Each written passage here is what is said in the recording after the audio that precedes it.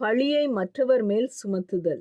கிறிஸ்துவுக்குள் பிரியமானவர்களே, சில நேரங்களில் நாம் செய்கிற தவறுகளுக்கு நியாயம் சொல்ல முயற்சிக்கிறோம். மற்றவர்கள் செய்த தவறுகளை காரணமாக காட்டி நம்முடைய தவறுகளை சிறியதாக எண்ண ஆரம்பிக்கிறோம்.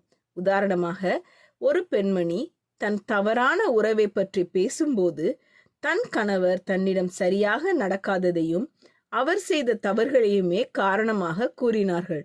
மேலும் தாங்கள் செய்தது அவ்வளவு மோசமானது அல்ல என்று தங்களை நியாயப்படுத்தவும் முயற்சித்தார்கள். சகோதரி நான்சி சொல்கிறார்கள், நாம் தவறு செய்யும் போது அதன் பொறுப்பை மற்றவர்கள் மீது சுமத்துவது நமது இயல்பாக இருக்கிறது. இதைதான் பழி சுமத்தும் விளையாட்டு என்று சொல்லலாம். இது ஏதேன் தோட்டத்திலேயே ஆரம்பித்தது. தேவன் ஆதாமிடம், நீ அந்த மரத்தின் கனியை புசித்தாயா என்று கேட்டபோது ஆதாம் ஏவாளின் மீது பழியை சுமத்தினான். பிறகு தேவன் ஏவாளிடம் கேட்டபோது அவள் சர்ப்பத்தின் மீது பழியை சுமத்தினாள். ஆனால் தேவன் அவர்கள் மற்றவர்கள் என்ன தவறு செய்தார்கள் என்று கேட்கவில்லை. அவர்கள் செய்த செயல்களுக்கு அவர்கள் பொறுப்பேற்க வேண்டும் என்பதை தான் கேட்டார். இன்றும் தேவன் நம்மிடமும் அதையே கேட்கிறார். மற்றவர்கள் நம்மை காயப்படுத்தலாம், நம்மை ஏமாற்றலாம், நமக்கு எதிராக தவறு செய்யலாம். ஆனால் அவை எதுவும் நாம் பாவம் செய்வதற்கான காரணமாக இருக்க முடியாது.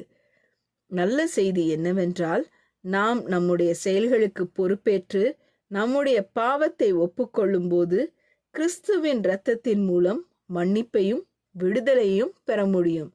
இன்று தேவனுக்கு முன்பாக நீங்கள் சரி செய்ய வேண்டியது ஏதாவது இருக்கிறதா என்று சிந்தியுங்கள். ஜெபம் செய்வோம். எங்கள் அன்பின் பரமபிதாவே, எங்கள் தவறுதல்களுக்கும் பாவங்களுக்கும் மற்றவர்களை காரணமாக காட்டிய நேரங்களுக்காக எங்களை மன்னித்தருளும். எங்கள் செயல்களுக்கு நாங்களே பொறுப்பேற்கும் தாழ்மையான இருதயத்தை எங்களுக்கு தாரும். எங்கள் பாவங்களை மறைக்காமல் நியாயப்படுத்தாமல் உமக்கு முன்பாக நேர்மையாக ஒப்புக்கொள்ள உதவி செய்யும். மற்றவர்கள் எங்களை புண்படுத்தி இருந்தாலும் அதை பாவத்திற்கான காரணமாக பயன்படுத்தாமல் உமது கிருபையிலும் கீழ்ப்படுதலிலும் நடக்க எங்களுக்கு பலன் தாரும். உமது இரத்தத்தினால் கிடைக்கும் மன்னிப்பிற்கு விடுதலைக்கும் உமக்கு நன்றி. இன்று உமக்கு முன்பாக சரி செய்ய வேண்டிய எதுவாயினும் அதை சரி செய்ய கிருபை தாரும்.